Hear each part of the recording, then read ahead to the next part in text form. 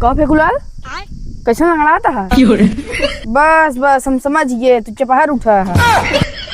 अरे मठोरा नहीं यार, शुभ शुभ बोला यार। कैसन सूप तू इकुल का मन हालत बने ले आपन तू। अरे काल जौन बने पड़ोसी पूछे कि भैया हमरे मेहररुआ के देखे है।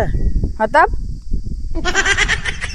वही पूछे कि हमारे मेहररुआ के देखे है। तो हम कहे कि हाँ भाई ये देखे ही। कहन कब देखे रहे? और अभी तो रुको। हाँ तो बतावा। वही भैया हम कहे कि हम उनसे कहे कि भैया नहात की हम देखे रहे। बस भैया का जान लेना ये का जान भैया उठाए गोजी बाल भर चपारे ने एकदम।